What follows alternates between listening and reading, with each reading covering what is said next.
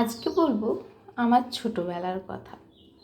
আমার ছোটোবেলা গ্রামে, সেখানে নানা রকমের ষাট ছিল, ষষ্ঠী বা আমাদের গ্রামের ভাষায় আঁকুড়ি।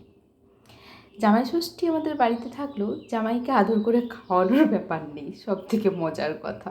এই জন্য অবশ্য জামাইরা রেগেও যায়। তো যাই হোক, ষাট এরকম একটা শালপাতার ঠোঙ্গা খালা বা আমাদের গ্রামের ভাষায় দোনাতে করে এরকম ছোলা, এরকম একটা হরিতকি বা সুপারি, আর এই সিঁদুর কিন্তু কপালে ঠেকাবার জো নেই, তখন তো বিয়ে হয়নি, সিঁদুর দিতে পারবে না, ওই সিঁদুর কৌটোটা কপালে ঠেকিয়ে দিত।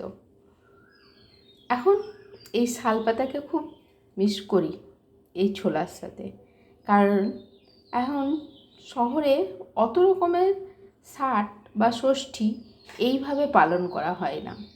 আমাদের গ্রামে যেভাবে পালন করা হতো, আমাদের গ্রামে অনেক রকমের ষাট আছে।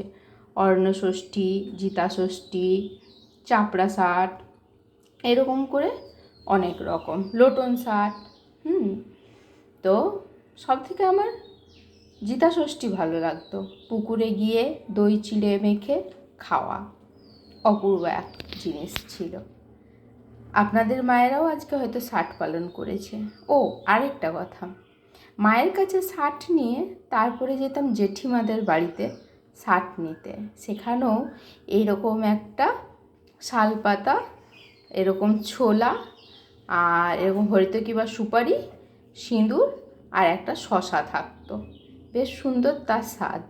সেটা নিয়ে বন্ধুদের সাথে খাওয়া, বন্ধু বলতে কি দাদার মেয়েরা বা বোন, তাদের সাথে বেশ সুন্দর ছিল সময়টা।